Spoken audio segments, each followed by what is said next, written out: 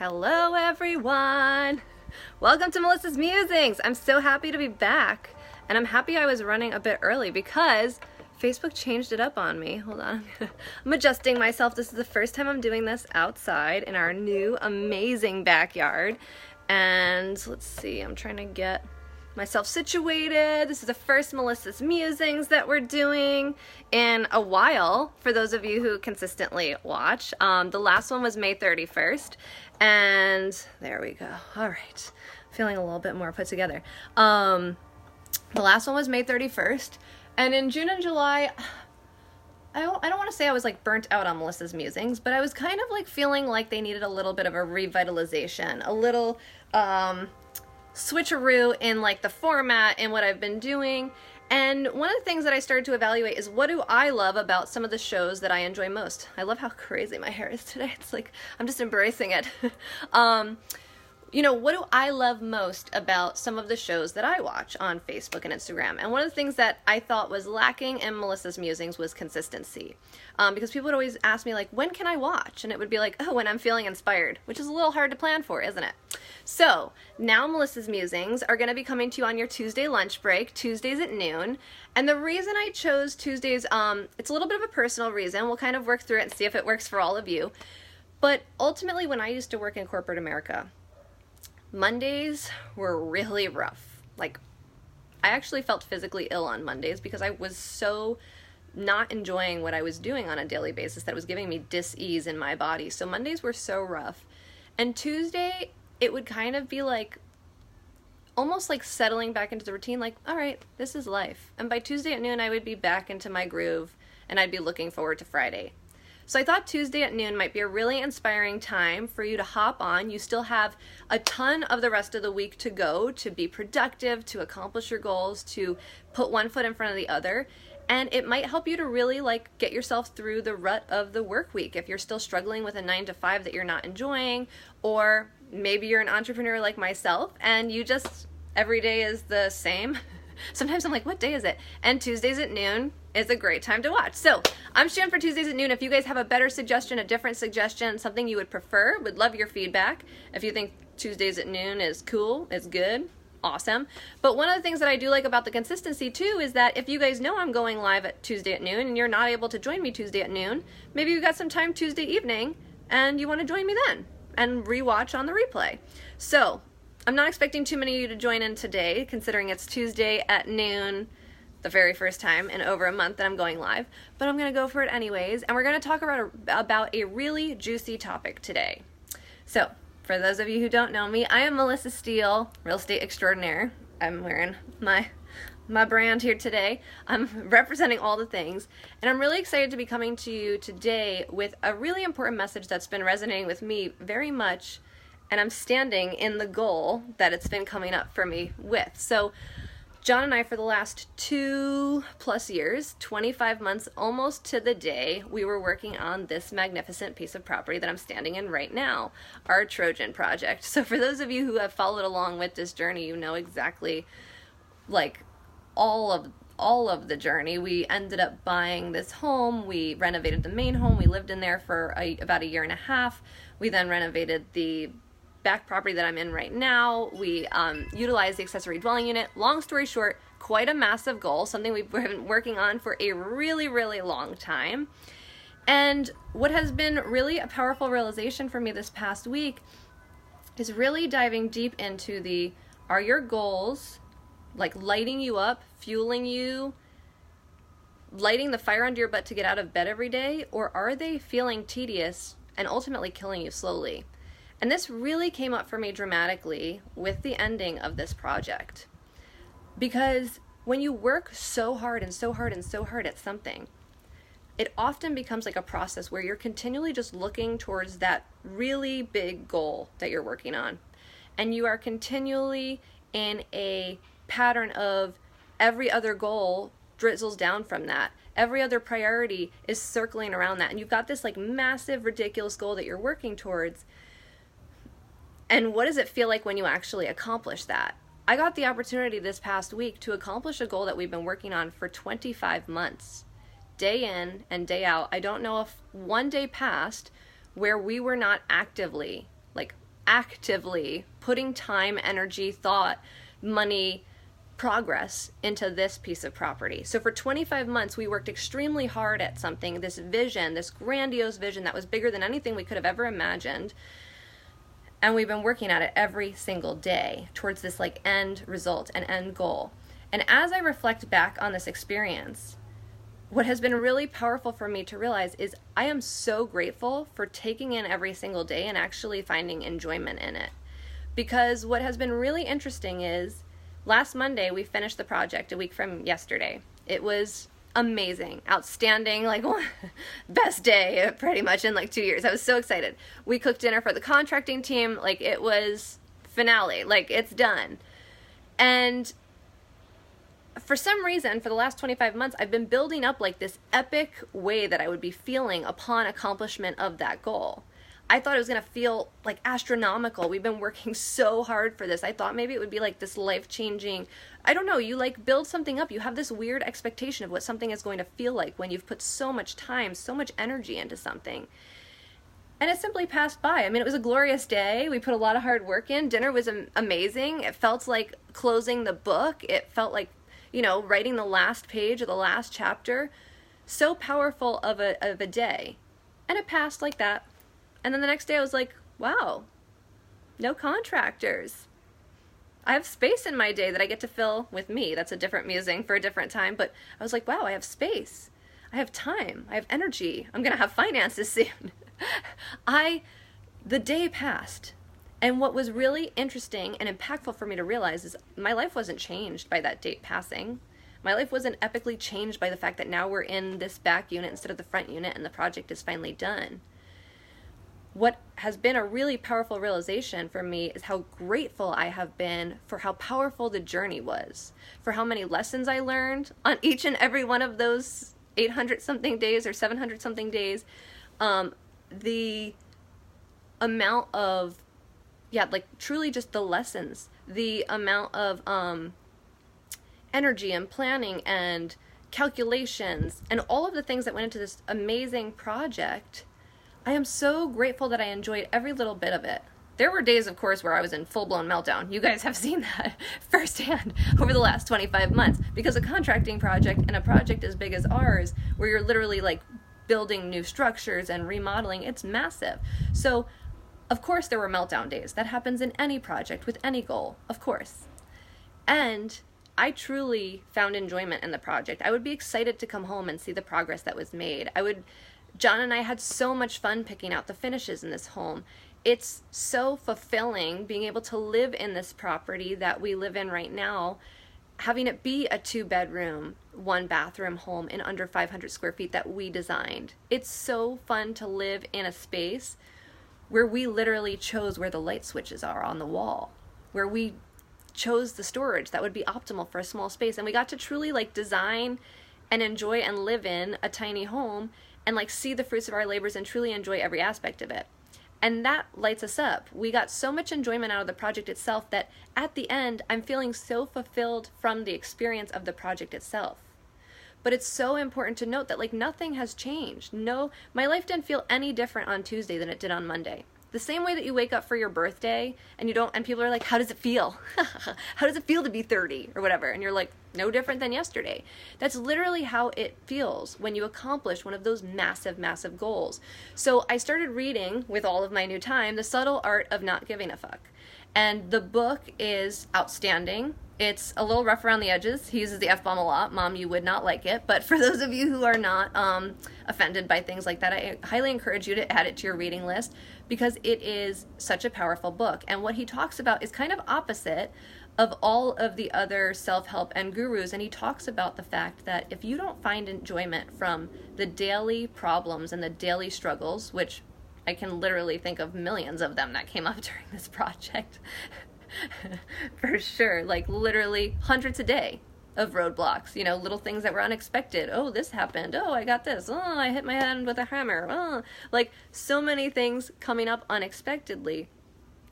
It is so important to find a goal or a vision where every single one of those problems, or a majority of them, are somewhat enjoyable to accomplish. His book talks about the fact that like a lot of us aspire for this vision and this expectation of what happiness or what that dream job or that dream car or the dream home is going to feel and look like. And what he talks about in the book is that so many people, when they actually get to that space, they're like, wow, this is not at all what I was expecting. It feels no different than yesterday. And it's an eerie feeling of unfulfillment that tends to follow you around when you have that expectation that you're always looking for, and you feel as though you're just always on to the next thing. And that's really been my, I've been very cognizant since the project is finished I have been very cognizant since the project finished to not fill my to-do list with the next things. I want to take some space. I want to really celebrate the accomplishment that we have here. I want to spend some time on us. I want to have some fun. I want to go to the beach. I want to enjoy a San Diego summer. My number one goal this month, in addition to all of our powerful team goals and work goals, my number one personal goal this month is to have fun and to rekindle the spark in our relationship. Woohoo! Woohoo! Because those are two really big priorities for me. Me, myself, biggest priority, and John, my husband, second biggest priority. And my other goal too is to spend time with my cat, because he's another huge priority for me. I love him. But it is really important to align with your goals and to really ask yourself, are your goals lighting you up? Like, are your goals making you excited to get out of bed in the morning? Because I will be completely honest with you. While some days did seem like, oof, today's going to be busy, I would excitedly jump out of my bed in the morning in order to be ready before the contracting team got here. I was always excited with the list of what was coming next to sync up with them on, to see what we were going to do today, what we were going to accomplish, what our goals were together as a team. It was always really fulfilling to when they were like, oh, we need a sink. What's the fixture going to be? We would really excitedly look at the options and choose one. So every single little problem that arose in the project, it was workable. It was something that didn't emotionally and physically and really mentally drain us, because we were excited about the end result and we were excited about the moment. Basically, the tasks and the problems that were arising were worth it for us to invest in because we were so excited about the goal itself. We were so fulfilled on a daily basis achieving this massive goal. So it's really been a powerful shift for me to ask me, and Melissa's Musings actually was one of those things. I have it on my to-do list. I had it on my goal list to do a daily musing all of June. And I was like, why am I doing this? It feels like a chore. Like literally every single day I was like, I don't feel like doing one. So I'm not going to do one, right? Because I'm very committed to, when I'm doing a Melissa's Musing, to be in a space of like high energy, being really excited to connect with you guys because I love you. And ultimately my commitment is to tell it like it is. To be realistic with you guys, to be the one who talks about the shitstorm when it's happening, because not all of us do that. And I feel like social media is an interesting space where we can log on at any time and get a really weird comparatitis moment of like thousands of people who have like a perfect social media life. So I really like to be real with you guys. And the reason I didn't come with Melissa's Musings in June is because I felt like I wasn't really feeling it. I just wasn't into it, didn't have the energy around it. And when I reevaluated what Melissa's Musings meant to me and what it meant to my audience, I was like, this totally gets to be a once a week thing. Like, I get to be excited about the episode, have it not feel like a chore. I get to be really excited to connect with everyone, and I get to be really intentional about my topics and intentional about the topics that we get to talk about together. Because I think that self-development can be such a powerful tool, but it can also be a really big detriment. And I have seen certain people in my life get sucked into kind of a self-development cycle where they'll spend so long self-developing that they won't actually set a goal. They won't have a daily struggle to commit to. They won't have that vision that they're feeling really fulfilled for. And I've talked to a couple of my friends recently who have been in that cycle for 2-3 years. And they're like, I almost feel like I forgot what it felt like to set that massive goal, to set the steps beneath it, and to actually take action. Like, self-development 100% takes massive action. It takes rigor, it takes energy, it takes, literally every bit of your being. It takes grit. And so when you set those goals that are literally lighting you up, they're going to physically drive you. They're going to mentally get you through those really tough times. It's going to put you in a positive space, even when shit's hitting the fan.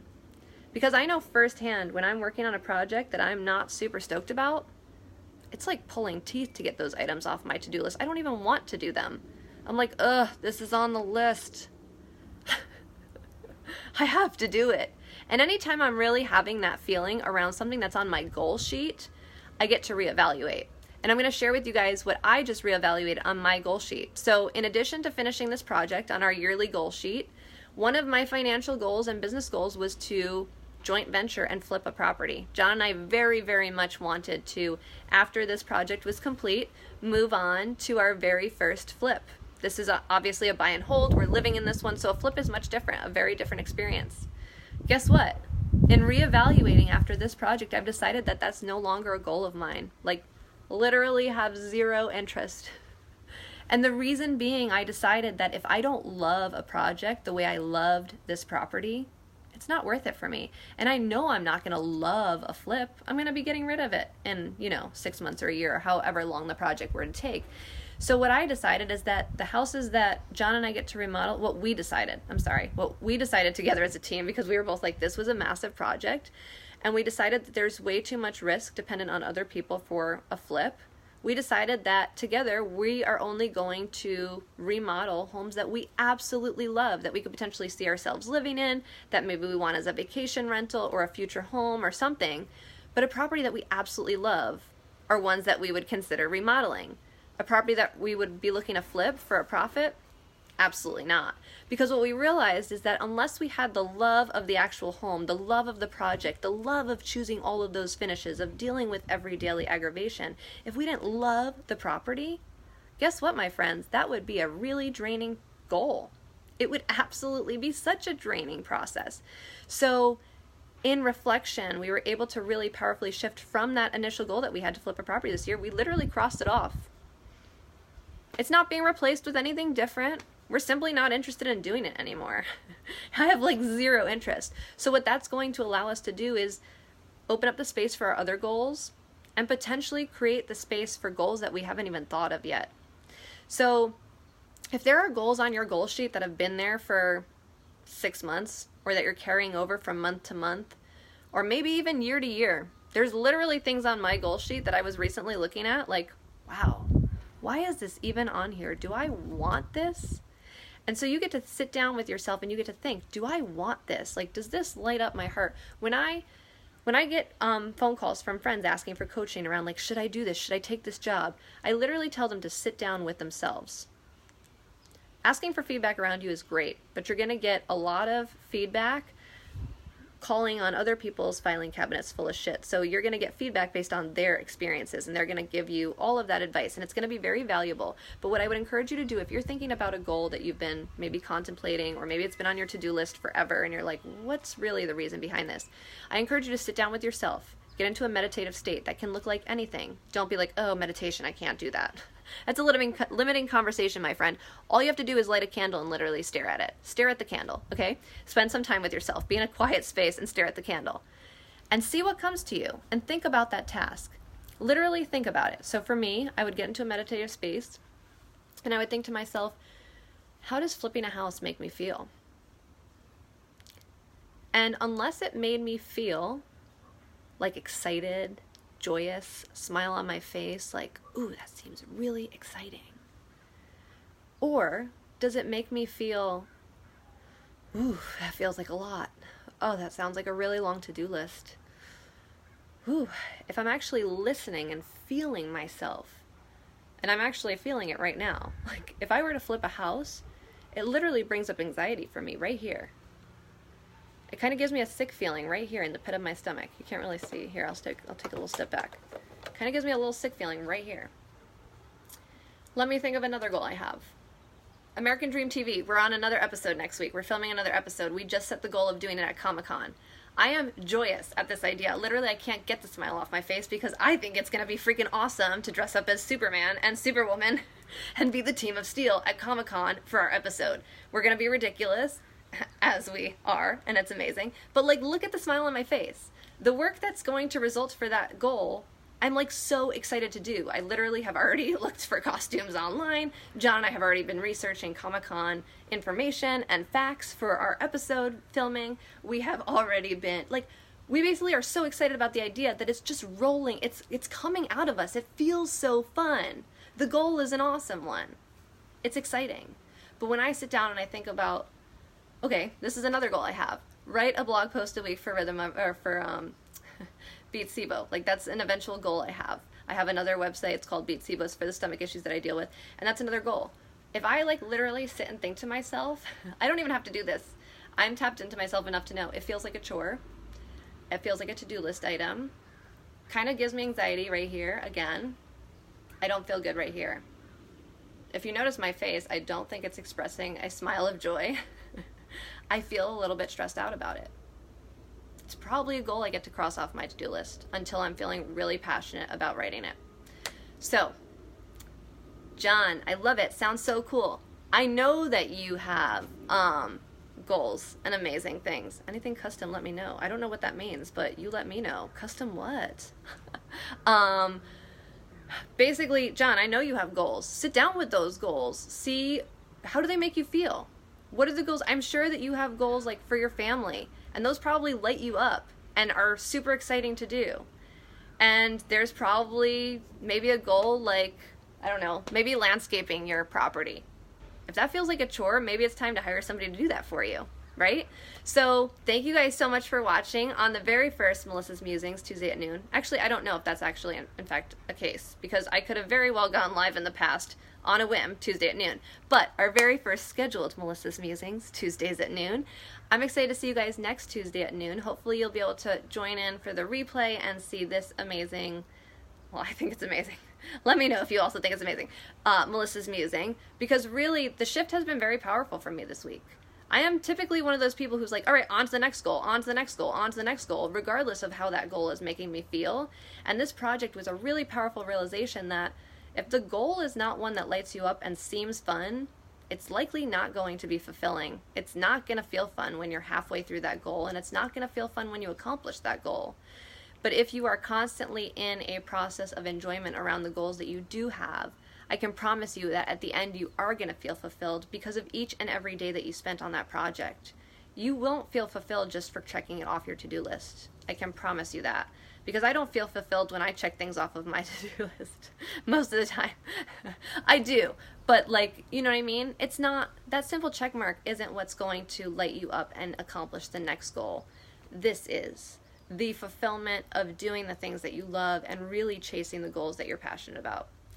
So I hope I inspired you to reflect on your goals and see what's coming up for you in the next few months, because we are exactly halfway through the year. Well, like about a week into halfway through the year, and you get to crush the rest of this year. 2019, you have 50% of it left. Do you know how much magic you can create in 6 months? Do you know how much magic you can create in the next week if you put your mind to it? I am confident in your abilities, my friends. I love you. Thank you for watching. I'll talk to you soon.